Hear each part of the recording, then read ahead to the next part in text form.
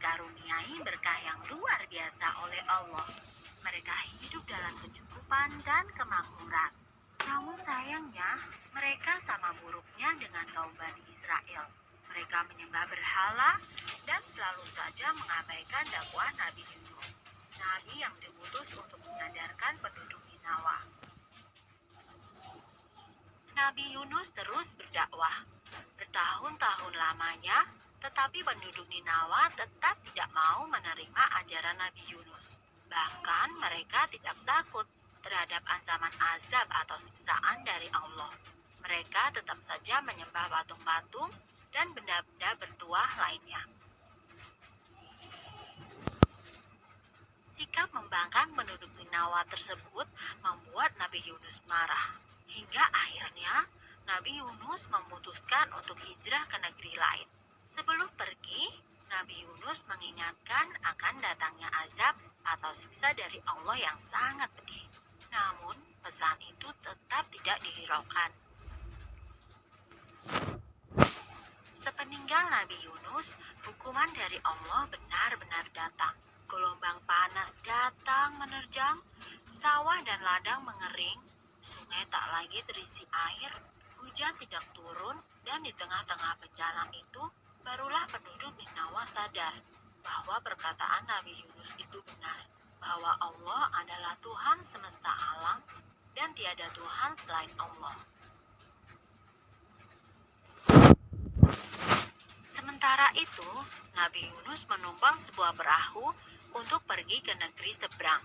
Di tengah jalan, badai mengamuk, membuat perahu terombang-ambing. Lama-kelamaan, air pun masuk ke dalam perahu. Untuk mengurangi beban perahu, nahkoda memerintahkan semua penumpang untuk membuang semua barang. Namun, kapal masih saja terguncang. Nahkoda pun memutuskan untuk membuang salah satu penumpang ke laut. Pengundian pun dilakukan. Ternyata, undian tersebut jatuh kepada Nabi Yunus. Hingga 3 kali berturut-turut, undian selalu jatuh kepada Nabi Yunus.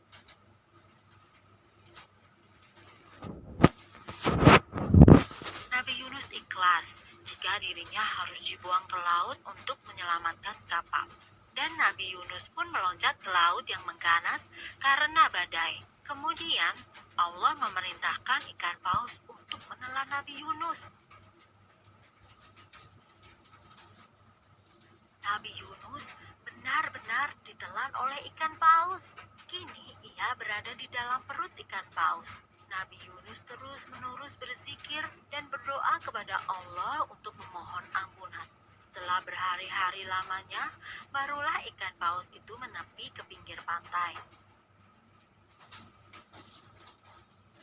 Nabi Yunus bersyukur karena ia masih hidup dan bisa keluar dari perut ikan paus.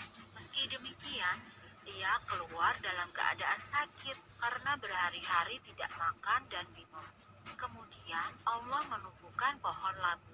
Nabi Yunus diperkenankan untuk makan buah labu tersebut. Hingga akhirnya tubuh Nabi Yunus kembali sehat.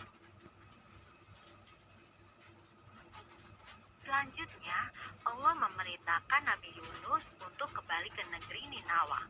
Nabi Yunus pun mematuhi perintah Allah. Penduduk Ninawa yang telah bertaubat menyambut kedatangan Nabi Yunus dengan penuh sukacita. Dan mereka pun berjanji untuk mengikuti dan mengamalkan ajaran Nabi Yunus. Selesai. Sumber dalam Al-Quran, Surat Asy-Syu'ara ayat 139-148. Dan salah satu penggalan surat berbunyi, dan sungguh, Yunus benar-benar termasuk salah seorang rasul. Surat Asy-Syu'ara ayat 139.